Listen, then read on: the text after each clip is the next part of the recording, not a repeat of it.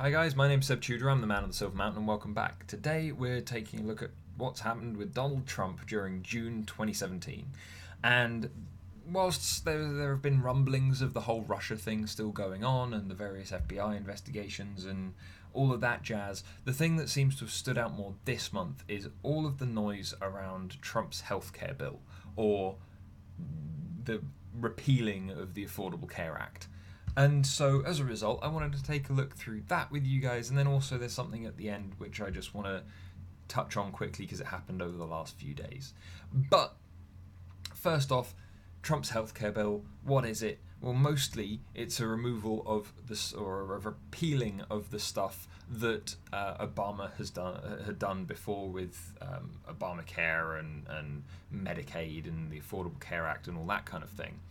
And as a result of this, due to various reductions in funding for things like healthcare there's several different types of healthcare funding and subsidies and things like that, it's going to leave somewhere between 22 and 23 million people who are, on average, either not, unfortunately poor, disabled in some way, or chronically ill, or who tend to be working or middle class. And so, you're looking at this and it's like, that seems to be quite a considerable reduction. Why would they do this? And there seems to be a very large kind of component of this around purely saving money and cutting tax for people who are wealthy, considering that apparently America's wealthiest taxpayers, people earning between about $200,000 a year and above, would see over a 10-year period a reduction in tax that would amount to somewhere in the region of $346 billion overall, which all just comes from kind of pulling away money from helping to finance people who actually need it for healthcare. And so then you're looking to potentially see a further cut of about 400 billion on the Medicaid side of things, which all of these things seem to be somewhat kind of hidden and kind of rolled around in different ways that it becomes really hard to keep track of. And so much so that even in a kind of morning briefing that was recorded, even President Trump doesn't seem to really know what's going on or understand, considering that when someone actually raised the issue of this whole tax thing, he basically said there isn't a tax component to this, we're just talking about healthcare, we'll talk about tax later. And so he doesn't seem to really grasp what this is. I mean, quite famously or infamously, he said, who knew that healthcare could be so complicated? And as many people were quick to respond, Obama said numerous times that it was a complicated thing. So, it seems to demonstrate some really significant differences between the current president of the United States and his predecessors. But anyway, let's take a look at this, shall we? Moving on through this, where Trump had originally kind of taken a look at stuff and had them go back and take a look at it again. There are lots of things that appear to continue to exist, but which have end dates, which have dates that they're being phased out. Yeah, and so as a result, looking at it in brief makes people go, "Oh yeah, but no, but they're still there. They're still there. We're not getting cut by that much. It's blah blah blah blah blah. We're going to be fine." Again, an awful lot of Trump supporters, the people that put him where he is today, were working class, low income individuals, or people living in more rural communities. And because they felt that Donald Trump would be a president for the working person, when unfortunately that firstly doesn't seem to be the case, and secondly he seems to be taking very much advantage of the fact that they're looking at short term, or they're looking at snippets, and they're not looking at the whole thing. But in regards to subsidies for poorer Americans and things like that, they're going to no longer be apparent after 2020. You've got the Medicaid expansion, which seems to be getting phased out starting in 2021. You've got a significant reduction in individual spending for Medicaid specifically for poor, elderly, and disabled individuals, which will start to kind of pull down in 2025 when it starts to look like they're going to be trying to model it not based on the need of the people but based on the various prices in the kind of medical industry. And so then you've got other issues that are going to be taking place between 2025 and 2035, which are going to be looking at kind of pretty negative collapses of various things, which of course is going to become a bigger problem because as much as they're going, oh yeah, but this might not cover Trump's government, the unfortunate thing is that then, though, if you're looking to repeal this in the future, you're going to have to do it bit by bit, the same way they've tried to do it with Obamacare and so on, when Obama only managed to really get that in his last term, and so it wasn't as solid, it didn't have as much work put into it as he could. And so as a result, with some of this stuff going on, they're going, okay, yeah, well, it's going into the future, it's going long into the future, it's fine.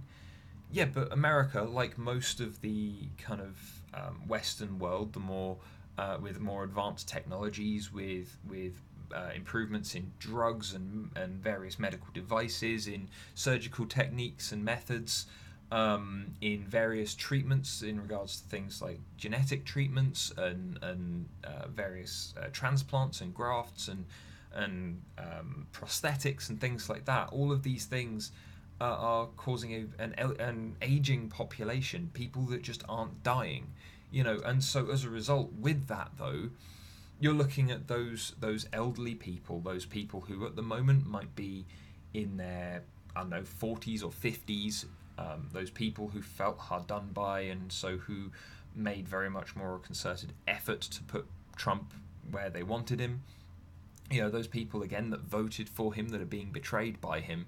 They're going to be, this is a handful of years down the line, and they're going to start feeling it at that point. So I don't know, let's say that it comes in 2027, 10 years. So those people who are in their 50s at the moment or whatever, who are going, yeah, but we'll still have it for a while, and by that time, someone else might be in, or we might get more of what we want and whatever else, and so then we'll be fine. It's not a big deal. Obamacare was this, that, and the other, and Obama was terrible, and I didn't need it, so why would I need it in the future? So come round to them being in their 60s in 10 years' time, and all of a sudden, all of this stuff isn't here to help them anymore. And they're poor, they're old, they're unable to work because of their age and so on and so forth, but they need medical attention and they need various assistances to continue to help them, and now all of a sudden they can't afford it, they can't get it. It's going to start really crushing and stamping on what they are. It's like a kind of delayed response, so it allows Trump to be whatever Trump wants to be at the moment, and then it means that it'll kick in later on, so it means that he can get those savings, he can get those people to support him on these things, he can get the extra funding from donors and things like that. But then he still ends up, I mean, let's face it, Trump is never going to have to use anything that's involved in this, because he's just going to be absolutely fine, because he's got more than enough money and more than enough access to stuff, so that even though he's the oldest president to date, he's still going to be absolutely fine in 10 years, in 20 years' time. As long as he's not dead, he'll be sustained. And so as a result, now you're looking at this, you should be looking at this going, well, if you've got this individual who doesn't understand what's going on, and you've got a group around him who are literally just shrugging off the people who need this the most, and when, as has been observed numerous times by various different outlets in regards to either news or just survey groups or whatever else, think tanks, you've got a very, very small number of people in the States who have the vast amount of wealth. So that means that there are going to be an awful lot more people who are going to suffer from these things being removed and being phased out over time. then you're going to have people kind of benefiting from the tax break. Yeah, if you had like maybe 100,000 people, a couple, or maybe 324 million people in the States.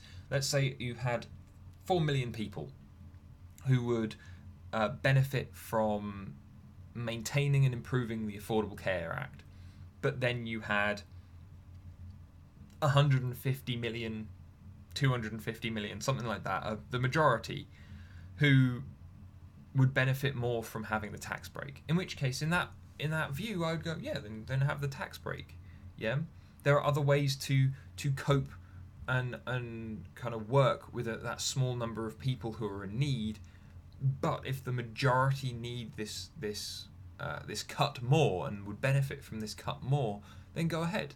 Yeah, but that's not the case, and it's never going to be the case because of the way that the world's economy and the United States' economy specifically in this example function.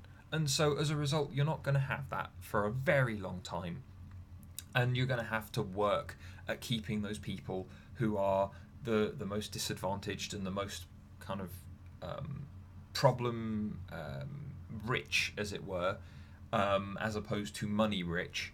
You're going to have to keep them afloat because they are the people who keep your country going. And so, you've got a huge number of different issues around this. You've got a huge number of people looking at this going, what the hell? You've got people within the Republican Party going, well, we want to get this through, but Donald really doesn't seem to know what's going on. And so it's becoming a bit of a mess. And as I've said before, and relating back to the month in review video from earlier today, you've got an individual who didn't seem to know what the job was about, who didn't seem to really grasp it, who has been demonstrated to be incredibly unprofessional in numerous different ways.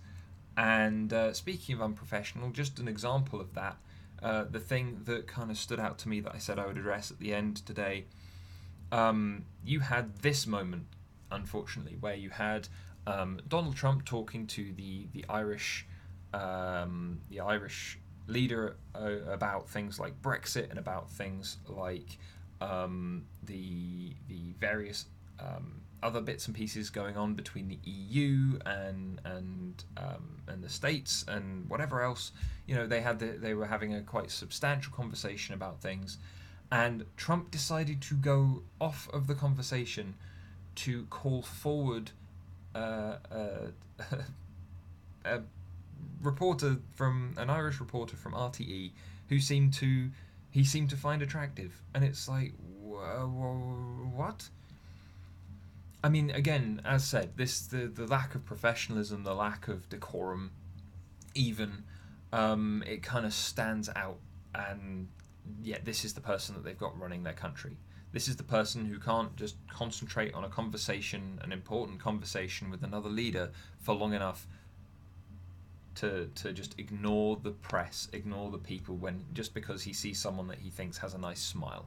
Yeah, it's bizarre, it's troubling, and yet this is the guy who is apparently the savior to some people in the States. It boggles the mind.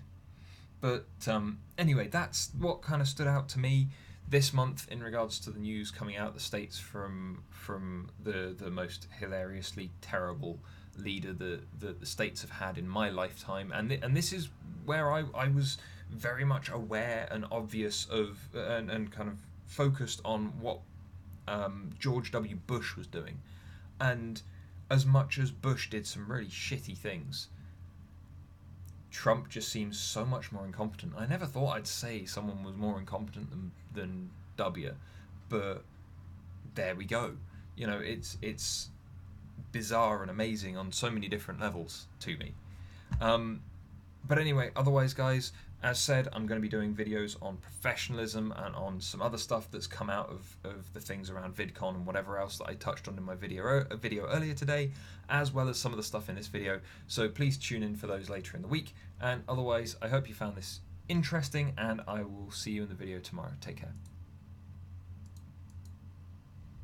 Thank you very much for watching, guys. If you enjoyed this video, then please drop us a like, share this video with people that might also enjoy it, and subscribe for more, and I'll see you in the video tomorrow. Take care.